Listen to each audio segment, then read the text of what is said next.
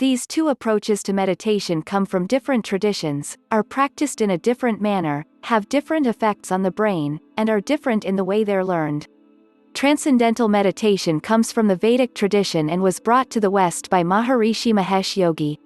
Mindfulness comes from the Buddhist tradition, and was popularized in the West by John Kabat-Zinn. Transcendental meditation is described as a simple, natural, effortless meditation technique that doesn't involve contemplation or concentration. One uses a mantra as a vehicle to let the mind settle down naturally and, ultimately, to transcend thought. Mindfulness meditation involves training one's mind to be in the present moment. It typically involves passive attention to one's breathing, sensations, and thoughts during meditation, sometimes referred to generically as open monitoring. In this regard, the main difference between the two is that the goal of mindfulness meditation is to have one's thoughts be on the present moment, whereas with transcendental meditation, the process involves transcending thought itself and experiencing a state, pure awareness, in which one is aware but without an object of thought. These differing approaches to meditation, and differing subjective experiences during meditation, are clearly reflected in the contrasting neurophysiological states associated with each practice. Transcendental meditation has been found to activate the brain's default mode network, which is a natural resting state of the brain. Mindfulness meditation deactivates the default mode network. In addition, the EEG signatures or brainwave patterns associated with each practice are also different. Transcendental meditation is typified by alpha brain waves, and mindfulness meditation by theta brain waves.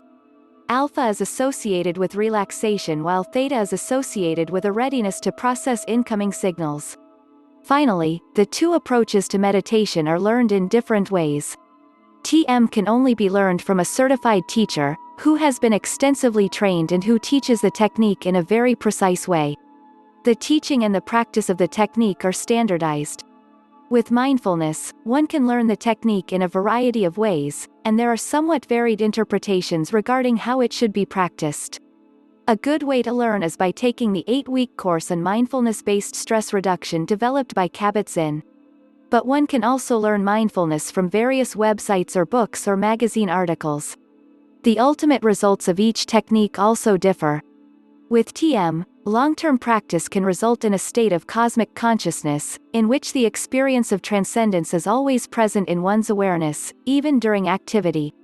One comes to experience one's self as universal and omnipresent. One's identity shifts from the individual to the cosmic. With mindfulness, the ultimate result is to always be in the present moment, with greater clarity and focus. Interestingly, one randomized controlled trial found that even though the purpose of TM isn't to cultivate the experience of the present moment that mindfulness meditation strives for, those who practiced TM increased in this experience after 3 months of practice.